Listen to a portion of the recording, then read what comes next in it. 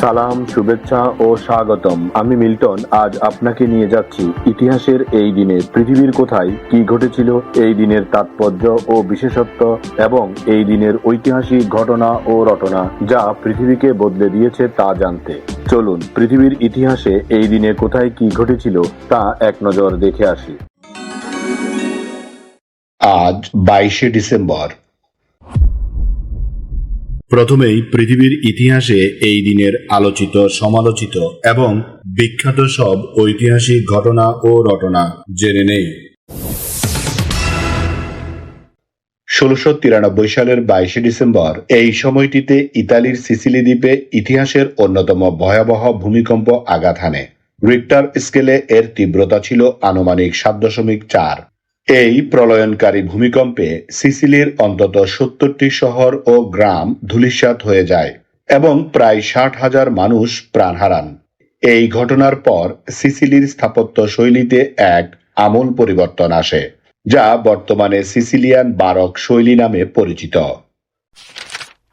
1716 সালের 22 ডিসেম্বর ইংল্যান্ডের মঞ্চে প্রথমবারের মতো মুখাভিনয় বা প্যান্টোয়াম পরিবেশিত হয়। জন উইভার নামক একজন নৃত্য পরিচালক লন্ডনের ডুরিড লেন থিয়েটারে এটি প্রবর্তন করেন। ভাষা ছাড়া কেবল শারীরিক ভঙ্গি এবং অভিব্যক্তির মাধ্যমে গল্প বলার এই শিল্পকলাটি পরবর্তীতে বিনোদন জগতে একটি অত্যন্ত জনপ্রিয় মাধ্যমে পরিণত হয়।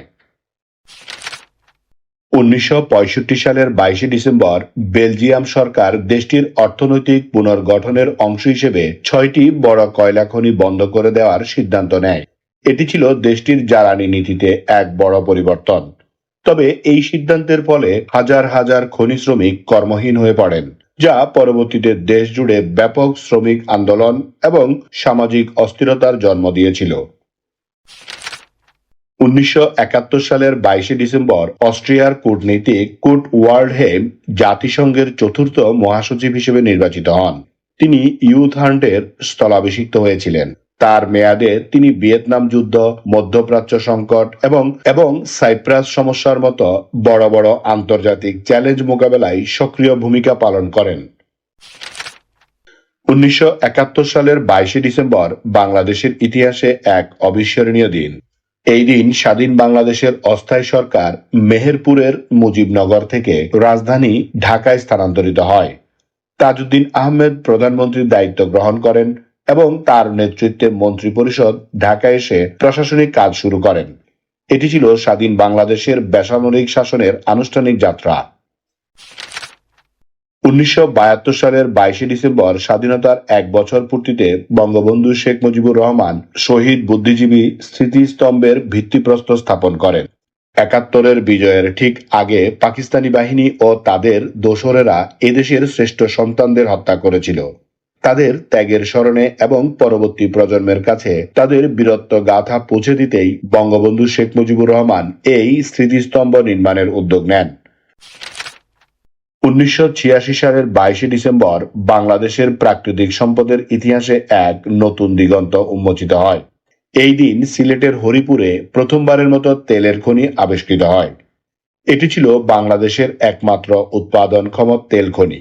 এই আবিষ্কার দেশের জ্বালানি খাতে আত্মনির্ভরশীল হওয়ার এক বড় আশার সঞ্চার করেছিল। 1993 সালের 22শে ডিসেম্বর দক্ষিণ আফ্রিকার পার্লামেন্টে বর্ণবৈষম্য বা অ্যাপার্থাইড প্রথার অবসান ঘটিয়ে একটি নতুন অন্তর্বর্তীকালীন সংবিধান অনুমোদিত হয়। এটি ছিল দেশটিতে শ্বেতাঙ্গ শাসনের সমাপ্তি এবং কৃষ্ণাঙ্গ বর্ণের মানুষের অধিকার প্রতিষ্ঠার পথে এক চূড়ান্ত বিজয়। এর ফলেই পরবর্তীকালে নেলসন ম্যান্ডেলার নেতৃত্বে প্রথম গণতান্ত্রিক নির্বাচনের পথ প্রশস্ত হয়। এবার জেনে নেই এই দিনে জন্ম নেওয়া কিছু কিংবদন্তি ও অসাধারণ মানুষের কথা।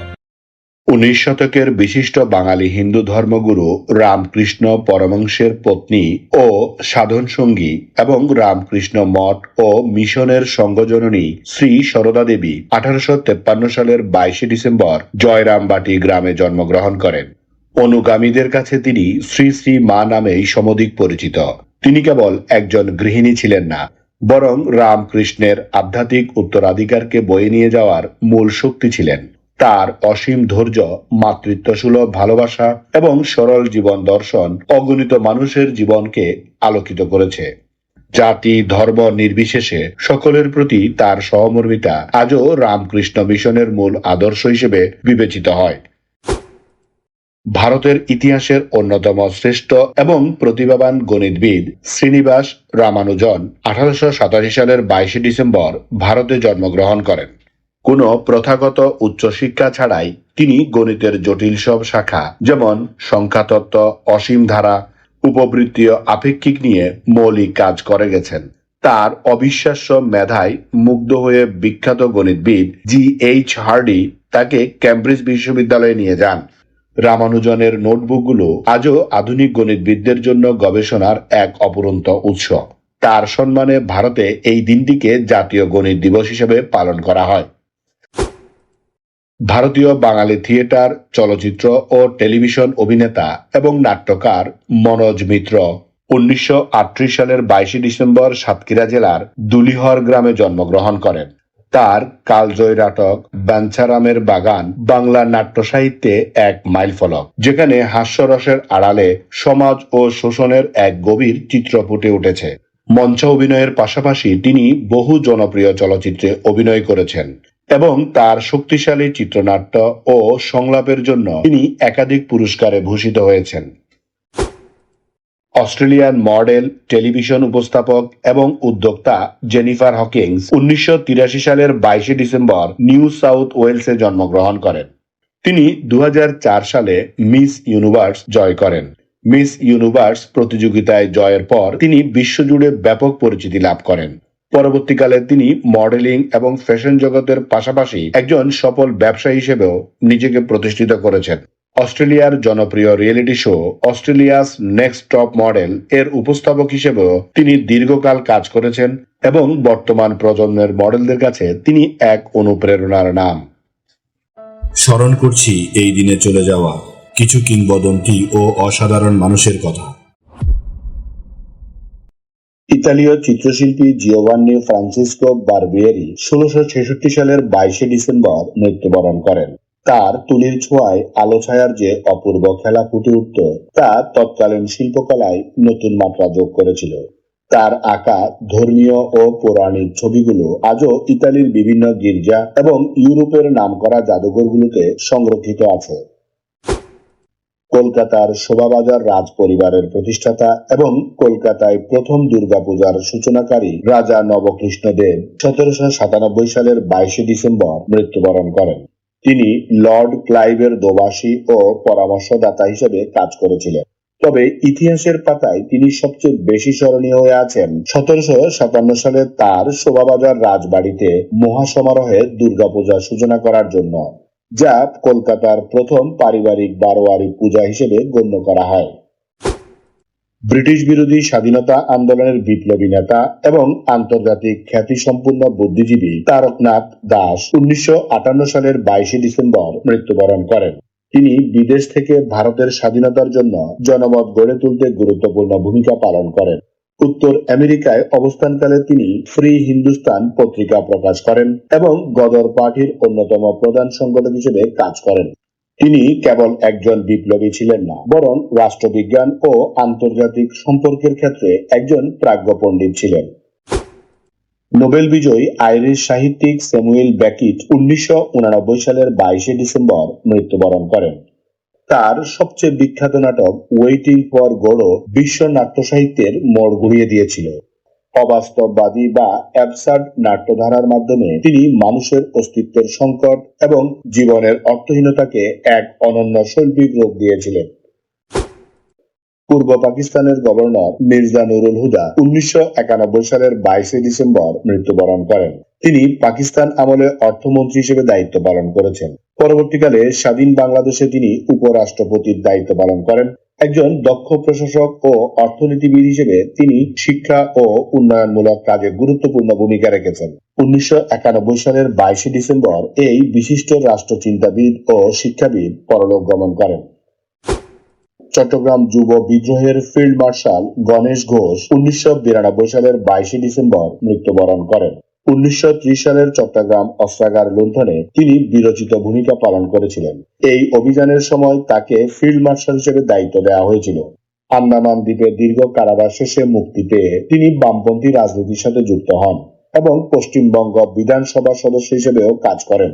1992 সালের এই দিনে এই মহান বিপ্লবী নেতার জীবনের অবসান ঘটে। এবার এই দিনের বিশেষ দিবস ও উৎসবের গল্প শুনি। আজ ইন্দোনেশিয়ায় মা দিবস। ইন্দোনেশিয়ার হারি ইবু বা মা দিবস পালনের প্রেক্ষাপটটি সত্যি অত্যন্ত তাৎপর্যপূর্ণ এবং এটি কেবল মাতৃত্বের উদযাপন নয়, বরং নারী শক্তির এক ঐতিহাসিক সংগ্রামের প্রতীক। বিশ্বের অধিকাংশ দেশে মে মাসে মা দিবস পালিত হলেও ইন্দোনেশিয়ায় প্রতি বছর 22শে ডিসেম্বর মা দিবস পালিত হয়। এই দিনটির মূল শেকড় প্রথিত রয়েছে 1928 সালের 22 থেকে 25শে ডিসেম্বর পর্যন্ত জাভার ইয়োগিয়াকার্তায় অনুষ্ঠিত প্রথম ইন্দোনেশিয়ান মহিলা কংগ্রেসের মধ্যে। সেই ঐতিহাসিক সম্মেলনে প্রায় 30টি নারী সংগঠনের প্রতিনিধিরা একত্রিত হয়েছিলেন, যার উদ্দেশ্য ছিল ইন্দোনেশিয়ার স্বাধীনতা সংগ্রাম, নারীর অধিকার এবং উন্নত শিক্ষা নিশ্চিত করা। এই জাতীয়তাবাদী চেতনাকে সম্মান জানাতে 1953 সালের তৎকালীন রাষ্ট্রপতি সুকর্ণ 22শে ডিসেম্বরকে আনুষ্ঠানিকভাবে জাতীয় মা দিবস হিসেবে ঘোষণা করেন। ইন্দোনেশিয়ায় এই দিনটি পালনের ধরনও বেশ চমৎকার। এই দিন সবাই মায়েদের সেলমত হারি ইবু বা শুভ মা দিবস বলে শুভেচ্ছা জানান। এই দিনটি উদযাপনের জন্য পরিবারে মায়েদের বিশ্রামের ব্যবস্থা করা হয় এবং সন্তানরা বা বাবারা মিলে ঘরের রান্নাবান্না ও অন্যান্য কাজ সম্পন্ন করেন। তবে এর মূল উদ্দেশ্য শুধু মায়ের সেবা করা নয়, এবং সমাজের প্রতিটি ক্ষেত্রে পরিবার থেকে শুরু করে রাষ্ট্র পরিচালনায় ইন্দোনেশিয়ান নারীদের যে অসামান্য অবদান এবং সাহসিকতা রয়েছে তাকে পূর্ণ স্বীকৃতি ও সম্মান প্রদান করা। এই অনুষ্ঠানটি একদিকে যেমন মায়েরা পরিবারের জন্য যে নিঃস্বার্থ ভালোবাসা দেন তা উদযাপন, তেমনি এটি একটি জাতির গঠনে নারীদের রাজনৈতিক ও সামাজিক ভূমিকার এক গৌরবোজ্জ্বল স্মারক। এই দিন আমাদের জীবনের ঐতিহাসিক, প্রাকৃতিক, শৈল্পিক, সাংস্কৃতিক, সাহিত্যিক, রাজনৈতিক, বিজ্ঞান, গবেষণা, আন্দোলন, উৎসব, অর্জন, খেলাধুলা, সুখ দুঃখ, হাসি কান্না, আনন্দ বেদনা, পাওয়া না পাওয়া, মায়া মমতা, ভালোবাসায় ভরা সুখকর স্মৃতিময় একটি সুন্দর দিন। চলুন এই দিনটি উপভোগ করি। আগামীকালকের তারিখে পৃথিবীর কোথায় কি ঘটেছিল তা জানার আমন্ত্রণ জানিয়ে আজকের গল্প এখানেই শেষ করিলাম। লাইক, শেয়ার আর সাবস্ক্রাইব করার দায়িত্ব আপনার। আমি শুধু বলিব, নিজের, পরিবারের, প্রতিবেশীর ও পরিবেশের যত্ন নিন। ধন্যবাদ। খোদা হাফেজ।